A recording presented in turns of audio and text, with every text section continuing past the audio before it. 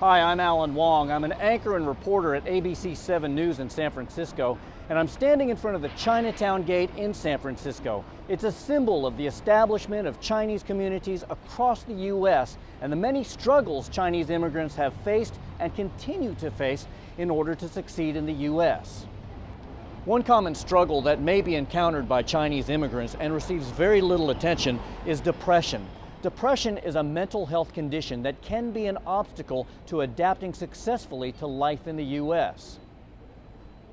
Yet the problem of depression receives very little attention due to the stigma and discrimination associated with mental illness in the Chinese community.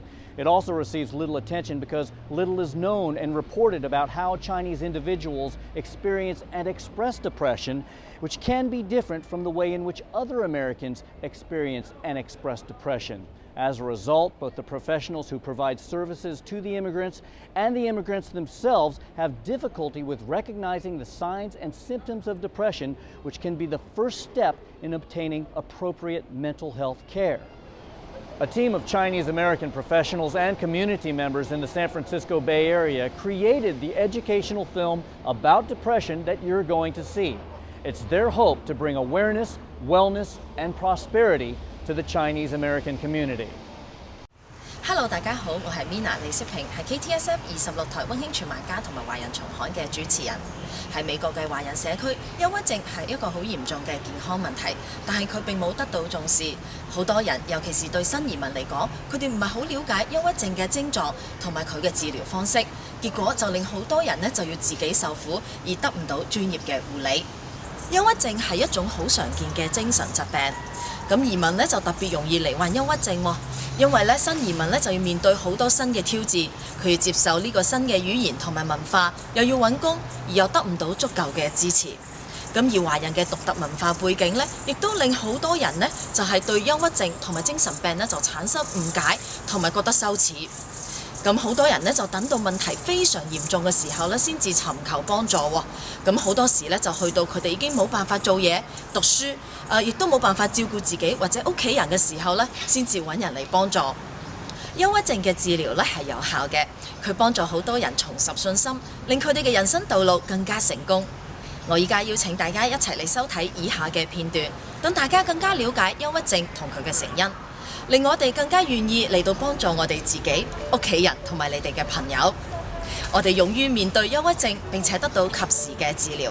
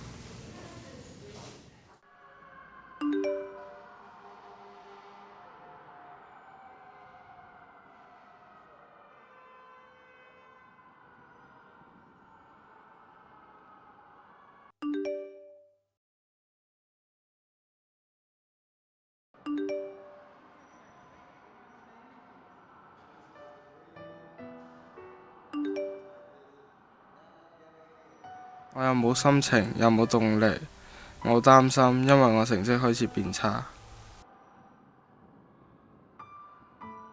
佢哋話我成績仲唔夠好，佢哋俾我好大壓力，佢哋乜嘢都想要更好。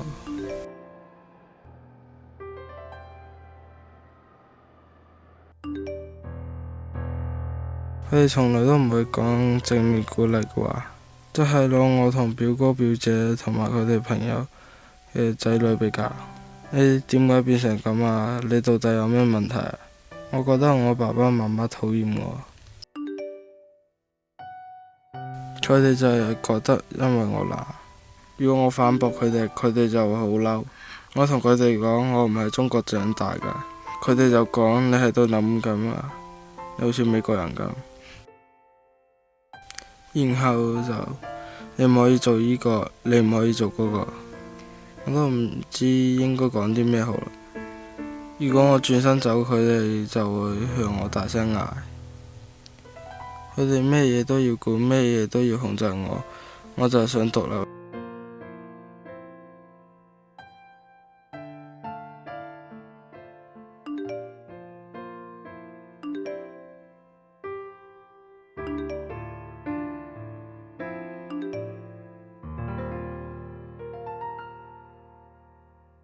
有時候我好傷心，我老師問我做咩嘢，佢話我冇專心上課。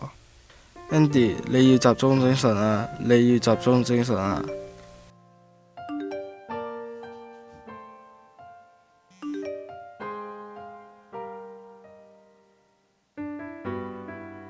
點解你行為越嚟越古怪，又無端端嬲我哋？佢哋而家已經好少會同我講話啦。我冇嘢想講，我覺得乜嘢都唔講比較好。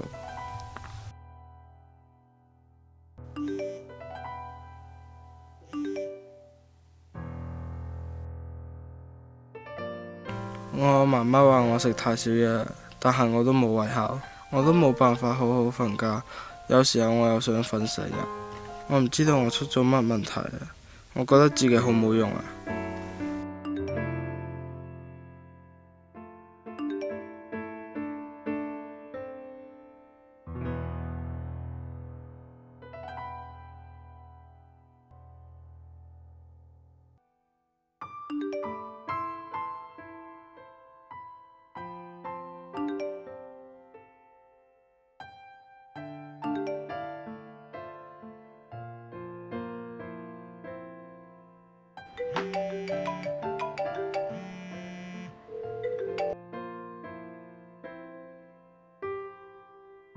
我唔知道我出咗乜問題，我覺得自己好冇用。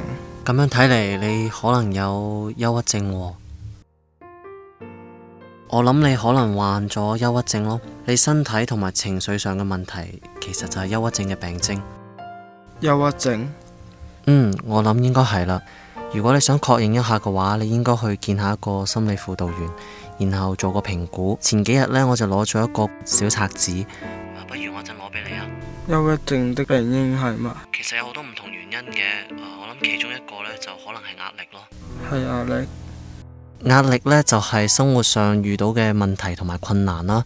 對於好多青少年嚟講，譬如話同男女朋友發生問題或者分手，住喺好細冇私人空間嘅地方，睇到人哋鬧交，失去重要嘅人，俾人哋蝦，唔可以融入社交生活，或者收到好多負面嘅自我評價等等啦。仲有一樣比較常見嘅呢，就係關於自身定位嘅問題。我覺得我有一啲你講到的問題。係啊，有啲可能係同父母之間溝通嘅問題，或者喺學業上表現得唔係幾好，仲有面對兩種唔同文化、唔同語言嘅挑戰，講英文唔係好流利等等。到底乜嘢係自我定位問題？身份定位問題呢，其實就係去理解自己，去問自己一啲問題，譬如話我係美國人、中國人、異性戀、同性戀、女人、男人，我人生嘅目標係啲乜？我應該點樣活出自己想要嘅人生等等。其實人有時候因為某啲事而患上憂鬱症係好常見嘅。有啲人甚至乎有憂鬱症嘅傾向，因為佢係有家族遺傳。Andy， 我喺讀高中嘅時候都曾經患上過憂鬱症。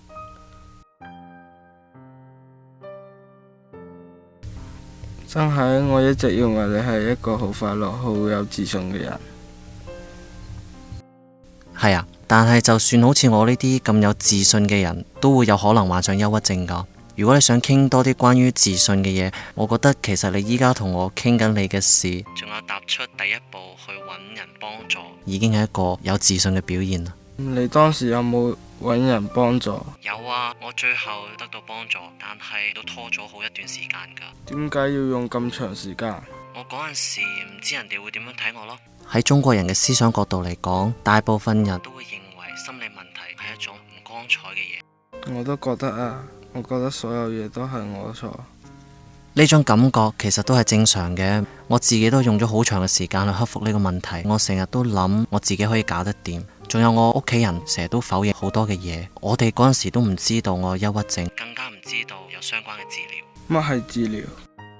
治療係指適當咁樣做一啲可以舒緩你症狀嘅事，仲有學習更好咁樣處理壓力。其實有好多唔同嘅治療方法，例如可以做一啲活動啦，做一啲生活上嘅改變，接受輔導嚟學習解決問題，仲有參加互助組。喺某啲情況下，藥物仲可以幫你感覺好啲添。治療有用嗎？大部分接受治療嘅人都有好轉。不如咁啦，我哋聽日一齊去打籃球好冇？我到時會攞我啱啱提過嘅小冊子俾你，同埋讀下關於點樣得幫助嘅一啲資料。好，聽日見。聽日見。